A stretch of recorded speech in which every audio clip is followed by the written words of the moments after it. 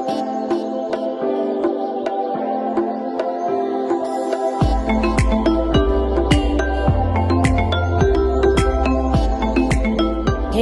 this is Michelle, and you're listening to Words with Michelle, the podcast, a show where I sit down and have conversations with influencers on a range of topics, anything from natural hair, employment, discrimination, food, relationships, and everything in between. So sit back, relax, and enjoy. If you want to send me an email, hit me up at michelle@wordsmichelle.com.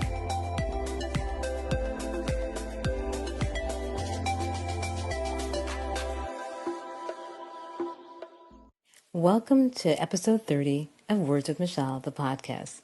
Yes, it's episode 30. I was going over my podcast and I noticed that I actually completed 29, not 28. There are two shows numbered 23. So this episode is 30. The topic for today's show is the N-word. You know which word I'm speaking about. I've wanted to speak about this topic for years. How do you feel about its use? It's a controversial word.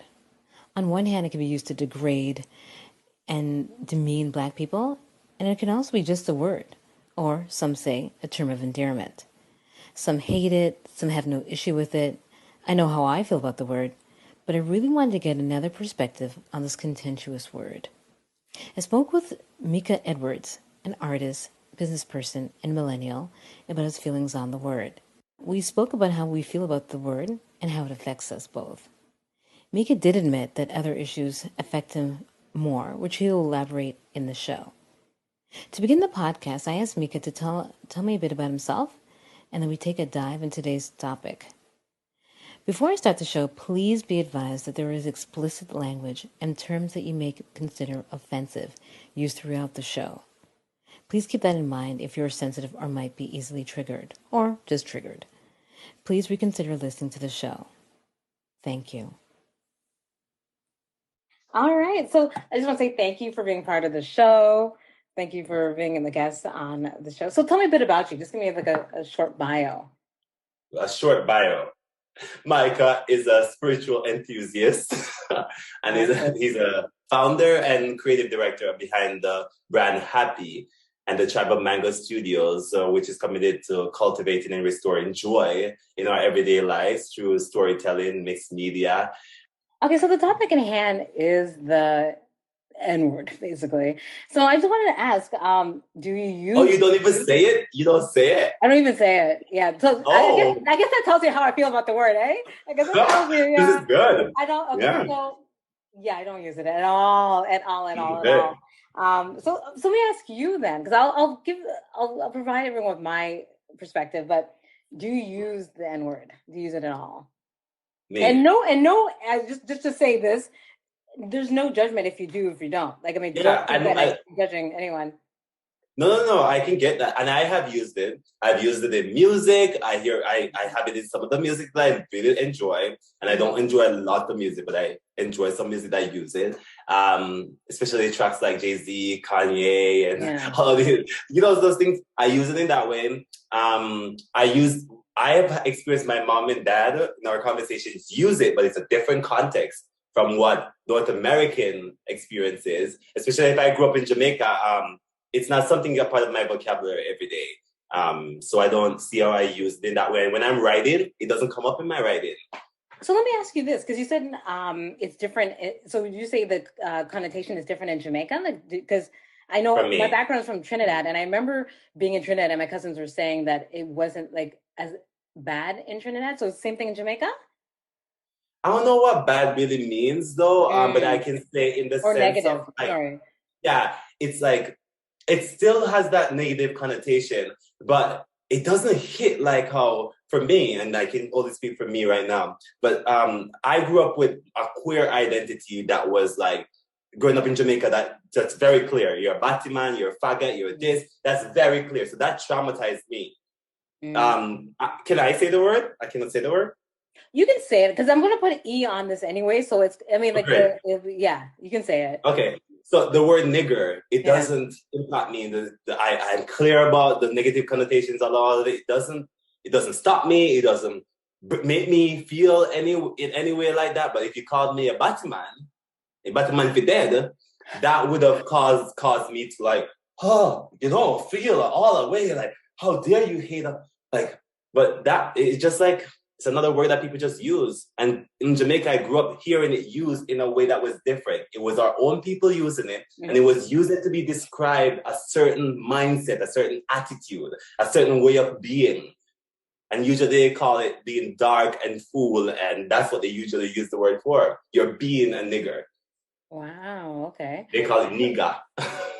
My main issue or struggle was my sexual identity as being queer. So that is my predominant thing of like defend, attack, feeling hurt by it. Okay, that hits harder. Okay, I see what you're saying. Yeah, and I think that, but I've met queer men who are of color who live here and grew up here where their race identity is very prominent, and it's like it hits fastest before the queer identity. Okay. And for me, having the experience of my sexuality being my I guess my race thing, I realized, oh, it's the context that we grew up with it. For me, it's the context. It doesn't mean that the word is okay or it's supposed to be used. Or I just don't get. I get it. I don't feel punished by it. I understand. You know why? I think it's mainly because you grew up in Jamaica, right? So the population is mainly Black. So that I get it. I understand. Yeah, and I grew up with my teachers telling me that I could do anything. I could be the prime minister. So nigger, or the word nigger, or the context of it is, for me, I have it. It's not a kind of people. It's like a behavior. It's like if I hear my parents ever say that word, or anyone say that word in my family, it's like a certain kind of behavior, behaving in a way that it's bad mind and kind of like grudgeful and bitter, and that kind of experience is what I used to relate to when they say that word. You're being a certain way, not like people are like that and they're less than. But it's challenging. It's challenging navigating spaces. In here, I don't usually have race conversations. I don't usually have those conversations because of the perspective that I bring. It doesn't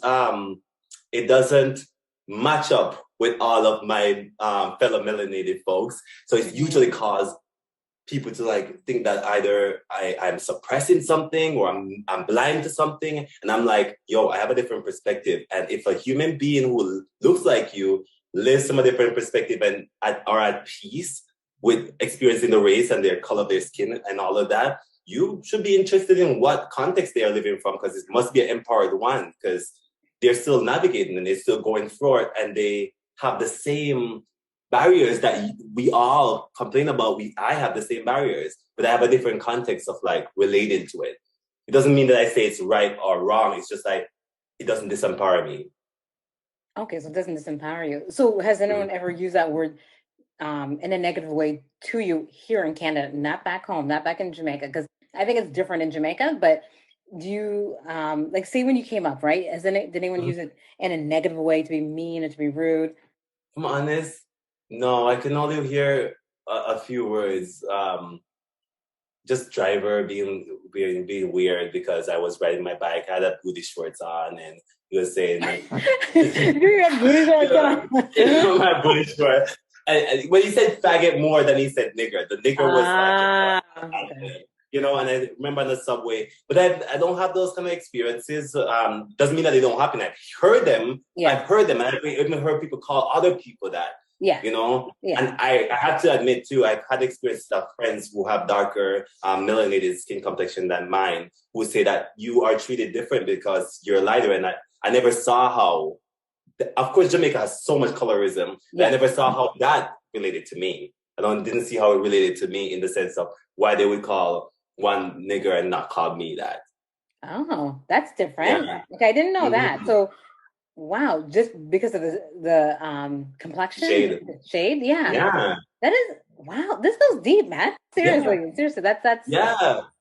That's crazy. Yeah, because I think about it too. I'm like, it's such a complex experience because it's not the word and the experience of being Black or from this region is not singular to one person, because your experience of what it's like even to experience that word, to walk around in the shade of complexion of skin that you walk around, is not the same experience for me. Like I realized my main thing was my sexual identity and my gender expression. Race was something that I felt like I was in pride of, actually. Like I was proud to be whatever this was. Yes, my skin complexion could have been lighter when I was growing up. That's the mentality I had, because I was red. The sun was very red on my skin. But it took me a while to grow into my skin and realize that the complexion of my skin is delicious and it's unique and it's a part of, who I am.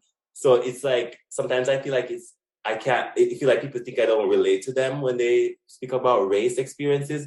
I can experience it through gender lens or through sexual lens. It's the same separation, the same insidious kind of hatred, and the same insidious kind of like, I'm better than or you are less than, Yeah.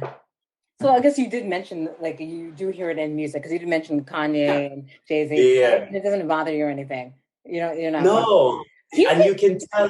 Go ahead. Oh no, I was going to say, do you think this is a generational thing? Like, do you think that the older generation would have an issue with the and I'm going to consider myself the older generation with regards to this, seriously, because I feel like because I've always had an issue with the word. Like from day one, I think from birth, I've always had an issue with the word. I don't like it. Like I said, I don't even use the word, because I know even if I hear the music, I try not to hear the music. Like I will take the music off. I will change. I just don't like it.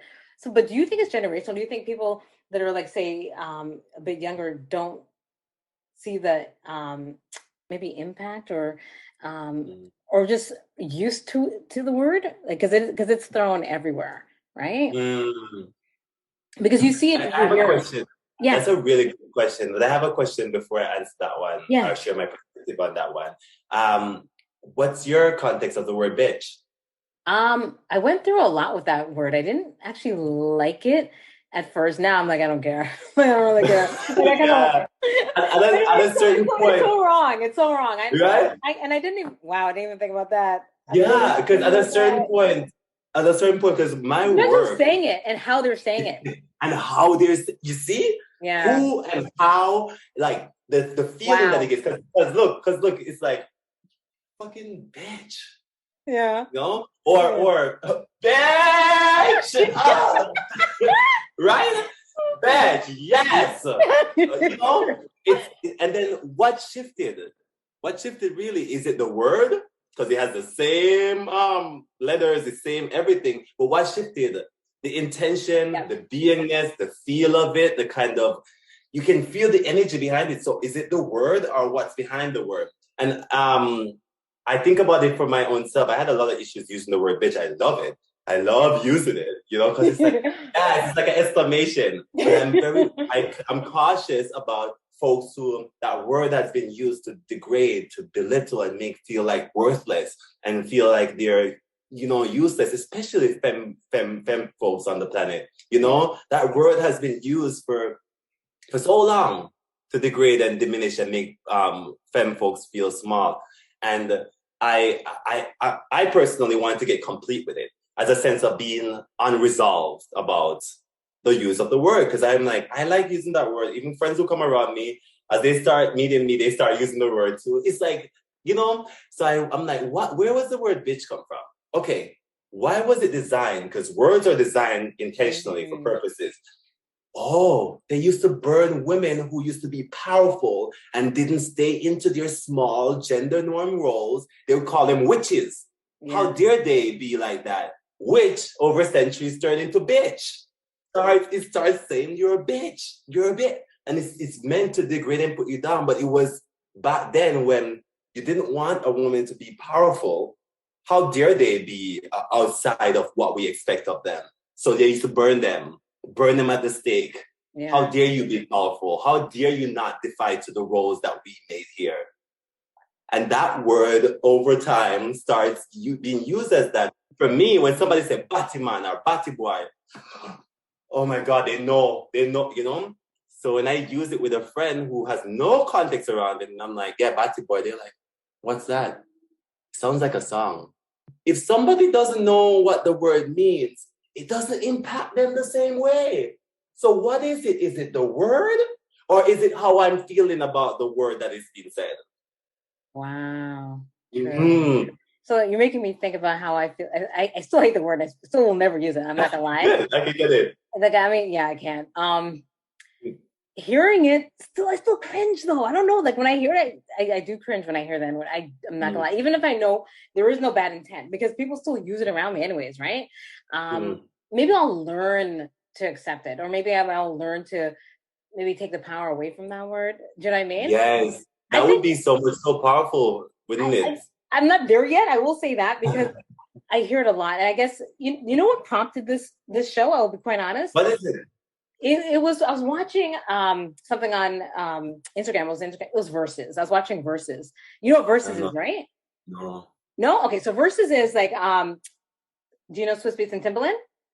Alicia Keys' husband. Yeah. So okay. Ding, ding.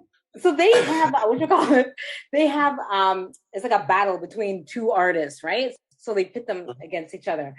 Oh, it was the one. I'll tell you which one got to me. It was the Fat Joe versus Ja Rule.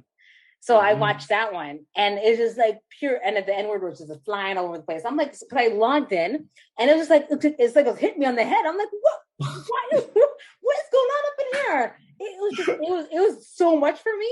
It was actually too much. I mean, I could take a little bit of sprinkling, but it was just like literally falling on my head. So I'm like, nah. I can't deal with this.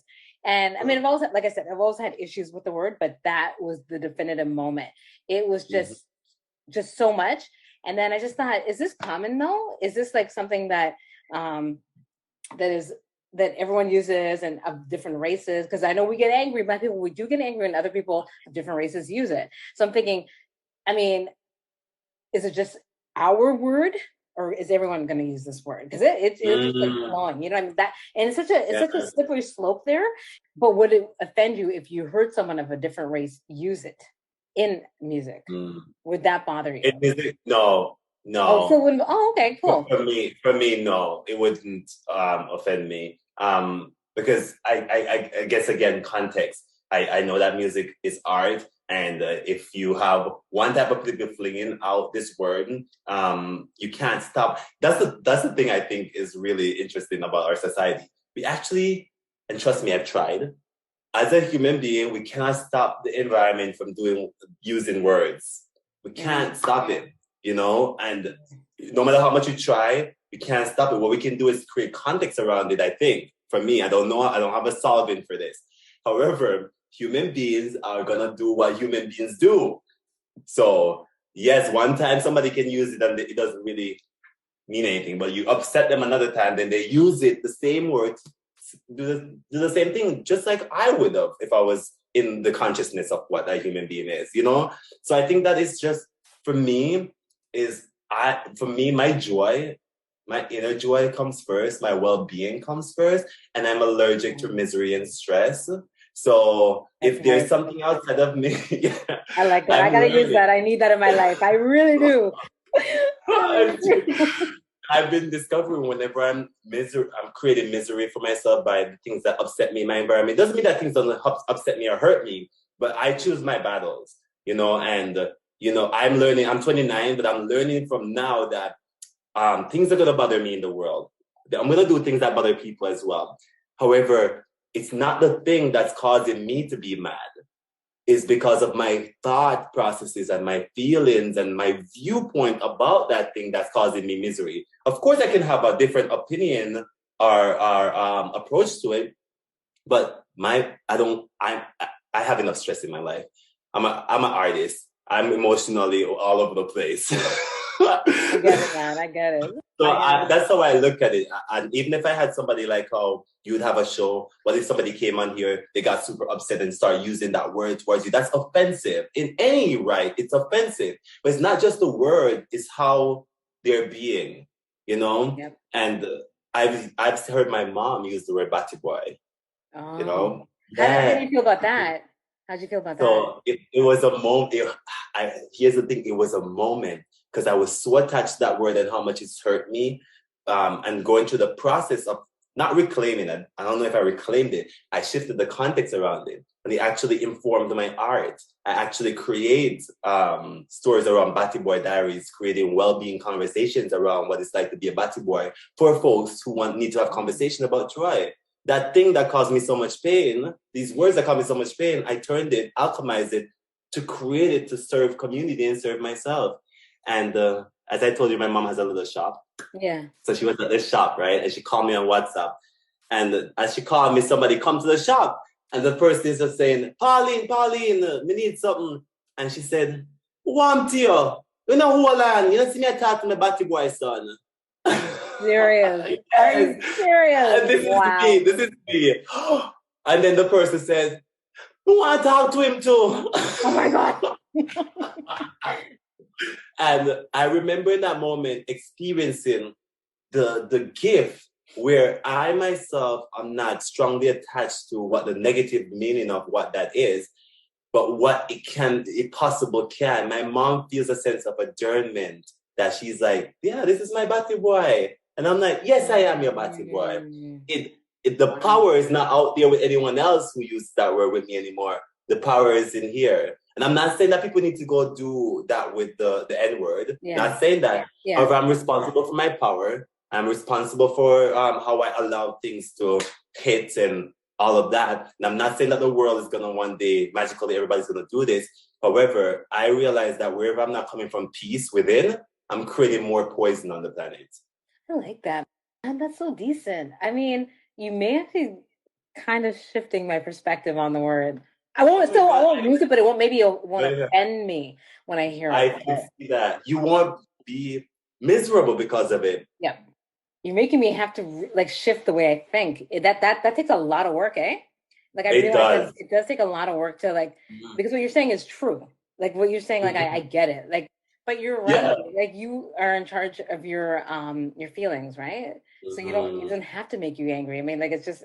And also I may want to share too that I've written a book called The Other Side. It's the first of a trilogy that I'm doing. Mm-hmm. And the other side is about lifting the veils that have been conditioned on us from blocking us from our joy and our inner peace of mind. Mm-hmm. Yeah, and I will share with you the link and everything. So here's my take on the generational experience of a word. And I'm going to put it in the context of a word. And I'm going to choose a few words. I'm going to choose the N-word, and I'm going to choose the word God, and I'm going to choose the word sin. So God, nigger, sin. So those are the 3 words. And you were talking about, we were asking about, do you think it's just a generational thing that this word has an impact? I don't think so, because words do have impacts. Because what I'm discovering in my life of my spiritual deepening and my personal growth and how life is structured and universal and consciousness, words are energy forms, and they do have energy and they do have impacts. However, they have different impacts based on how it's being received. So if somebody grew up in a generation where the word nigger was predominantly used to disgrace and degrade their people and themselves, of course, that word is going to be the hardest thing to have a breakthrough from. That word is going to bring up every pain imaginable to that experience. And it would be all memory in the moments. Because I don't know what it's like to travel on a ship like my ancestors did. I don't know what it's like to be whipped in my back like my ancestors did. I don't know what it's like to be a Jamaican man who is a slave and get bull-bucked like my ancestors did. I don't know, but I do know the impact of that shit.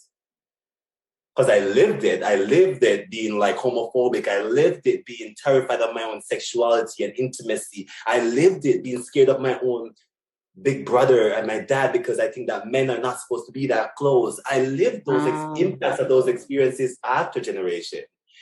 However, I do think that the power to still be at peace and live powerfully, it's simpler for the generation that is newer because they don't have the direct hit of those, Yep. And even just saying it, I'm like trust me, it doesn't mean that we don't feel the after effects of those things. We're still experiencing the after effects of all of those things, you know? We still punish each other. We still beat each other. We still do those things. But the physicalness of like whipping and those things don't happen anymore in that way. But we now use words to whip, right? Yeah. So the word nigger, the word God has been used to whip. Because in the name of the crusading and bringing Christianity to life, if we count how many people have died because they didn't believe in this new way, we have used that word. We have used sin to place on things. We have used sin to place on sex. We have used sin to place on gay sex. I find it challenging to have sex with somebody I love because I have conditioned beliefs and words and thoughts in my head about how wrong this is. You know? Wow.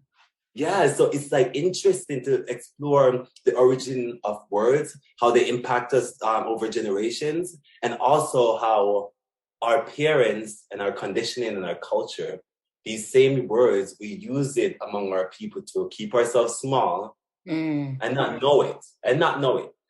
But also, I have a lot of faith in the young people because we are farther away from the pain, the impact pain of it, but also I think that young people can teach their own parents a lot, because if we as melanated folks can see that, it doesn't mean that we don't hurt when somebody tries to degrade us with a word, but at least we are connected to who we are in our power, so we don't let whatever is happening on the outside determine how we get to experience our power and our joy.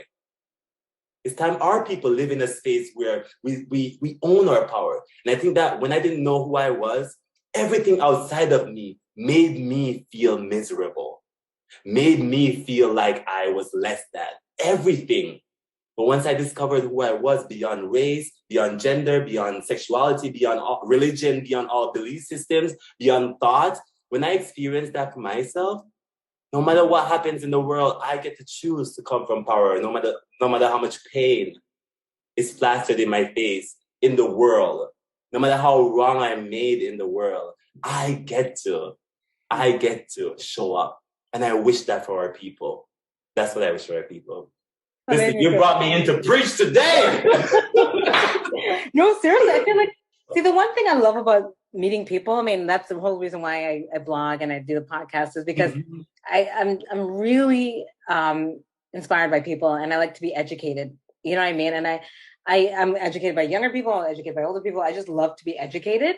And you definitely have schooled me today. You definitely have educated me today, or opened my eyes, actually, made me think in a different way. So I love that. I thank you for that, because I like getting different perspectives. I mean, it can't be just the way I think, and that's the only way, because that's how that's how I was going about this topic, to be quite honest. I was going about it, it's my way, and I want to see if he's going to think about, you know what I mean? Yeah. So I'm going to be honest.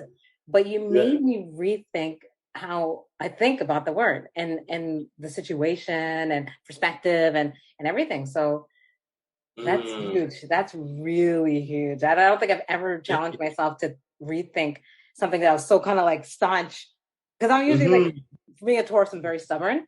So when I believe something, like, I'm very stubborn. So when I believe something, I believe it.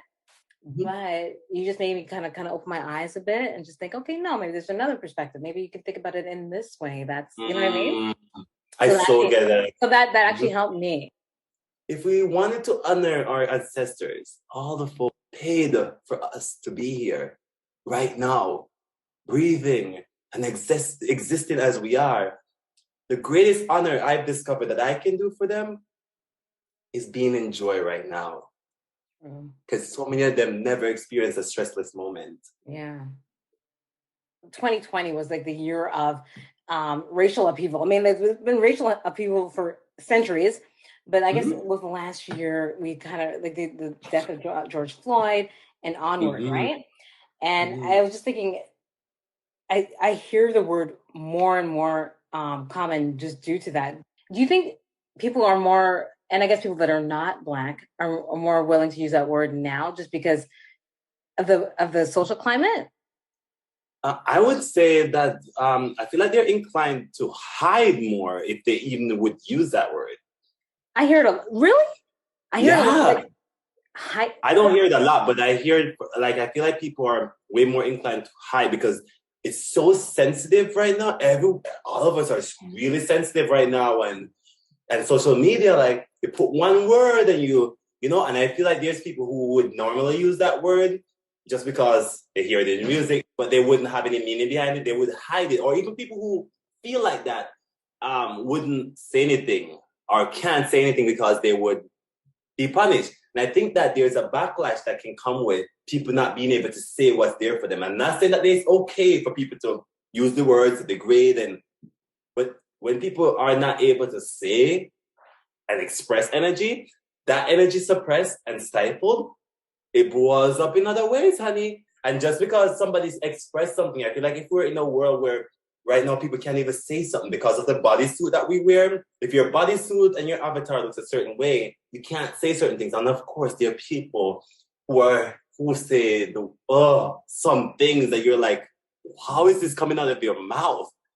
But I feel like there's a time that we're living in right now where we're moving away so much from being human and about being human to being an identity. And it's not to diminish the experience of races, the experience of sexuality, it's not to diminish the experience and the hurt and the pain of gender and all of these things.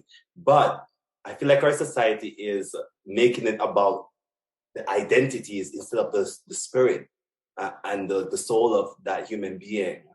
And that why I say that is because when we silence people from saying what they want, because not every melanated man thinks the same way as another melanated man. That's true. That is true. Because there was a lot of people who were saying they're surprised that certain people of color support Mr. Trump. And it was like, how are you surprised? Like, how are you surprised? Not everybody thinks the same way. That's and true. Just because we wear similar bodysuits doesn't mean that we flow on the same frequency. So yeah. In my experience, I have not heard the word being used way more. And plus, again, I don't have people in my life who are constantly using that word in their vocabulary to use. I don't have people in my life who do that. And I don't subscribe to mainstream media. So I also say those things. Okay, that's it. I don't subscribe to mainstream media. I guess for me, why I was saying that is because on... I'm not like on like Facebook and social media all the time, but sometimes I catch things like something from the corner of your eye, I would catch it, and then you listen to it, and it just seems like there's always an explosion of words happening. Okay, not just in the States, I mean here too, but I mean it's really frequent. It seems really frequent in the States. So the N bomb is like thrown all the time. It's like it's like the one thing you think you're going to hurt someone with, right? So that's what I was thinking. I wonder if it just became the social climate that people can do it, or people just feel like it's more of because there was a time when I never heard it, and now I'm like I hear it all the time. So I was wondering if it's just the difference in social climate. Yeah, different times. You know what I mean? Like I think it might be different times, and the stuff, and especially because we have media that can make the whole world know something immediately. I feel like. For me and my context of the experience, I even saw this experience like during the upheaval, society did this thing that society keeps doing, where, okay, you're having an upheaval, you're fighting for rights, and it's heightened right now. Why don't we do this? Every magazine have a person of color on it, have a dark-skinned beauty on there. Every Netflix movie, the top ones, everywhere you're seeing melanated folks now, right? Yeah. So 27 days later, where the hell they at? I know. They ain't working no more. They ain't working no more. That's the insidious sickness. It's like a plaster. And I'm not saying there's anything wrong with going and making change and all of that, but I think it's time we look at what is our deeper intention. Is it coming from just the hurt? Or is coming from a deeper space within ourselves to invent something new that these old archaic understanding of what it's like to be human dissolve. And that's not going to happen immediately. However, it starts happening already.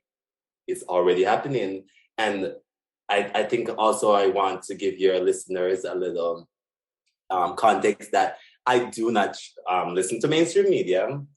For the same thing, cultivating my inner joy is the main priority of my life, and mainstream media doesn't support that in any way. So I can't speak anymore on the topic of if it's being used way more, if the word is being used way more, because I don't know. Because I mostly speak to like, I try to do my best to curate my experience a lot. Doesn't mean that I don't see a few YouTube videos of like pastors preaching against homosexuality, and I'm like, really, really, I mean, it doesn't mean that. I don't watch the news and stuff. Wow! Oh my God, that's awesome. You must have a lot of joy and peace in your life then, because oh God, the mainstream media. Yeah. It's not even just mainstream media. It's like social media. It is. It's very negative. It brings out a lot of emotion for a lot of people, like a lot of negativity and hurt and this and blah blah blah. You have to be able to navigate it. It's hard. It's so hard. But for me, I try to navigate it so that things don't necessarily affect you in that way. You know what I mean? Because it could easily affect you, right? Trust me, catch myself scrolling on this goddamn thing for hours, looking through videos, and I'm like, what's going on? But I learned that I'm a millennial, so I know that this is a part of our context of life. I'm learning as much as possible that I think your joy needs to come first for you and my joy needs to come first for me. And I don't say happy, I say joy, because that's a space that you can experience grief, sadness, all of the other experiences and still have a sense of joy and peace. And I think that's the kind of approach that I think that now our young people need to learn about, because right now our young people are lost in the sauce as fuck. And I speak it as one of them. I was lost in my fucking sauce. And and to be at the space where I can experience a peace of mind and not having the need to be relevant in, life in that way and still feeling like I can have a sense of self. I think that's important because there's so many things that are pulling our attention. And a lot of times our attention are not going within ourselves and nurturing our spirits. Yeah. Yeah. I need more of that. I need more joy. Like I have to admit, like I need to refocus, reframe the way that we think. And I definitely want to learn how to do that. So I just want to say thank you for being a part of the show. Thank you for having me. Okay, cool. And thank you for having me go so deep. Anybody who's going to have me on anything for their stuff needs to know that I'm going to go deep and sometimes shallow. But that's good. I mean, that's the whole reason why people listen to podcasts. You want to learn. I mean, I want to learn from, we're not doing it. I mean, it is entertainment, but you also want to get something out of it, right? So there's substance. Yes. So if someone want to get a hold of you, how can they get a hold of you? Okay. I have a website now. Years and years of building website. Finally, I have one that said it's happy, HAPPIE .live, LIVE. And or you can follow me on Instagram, join the family. It's called Happy Beings at Happy Beings at HAPPIEBEINGS. Thanks for joining me for the latest episode of Words with Michelle, the podcast. If you enjoy the podcast, I'd love for you to subscribe, rate, and give a review on Apple Podcasts. Just a reminder, you can subscribe to the podcast on Spotify and Apple Podcasts. If you have any questions or would like to provide feedback, or if you'd like to be a guest on the show, you can email me at michelle@wordswithmichelle.com. You can also email me if you have inquiries regarding sponsoring the show. Thanks for listening. Until next time, bye.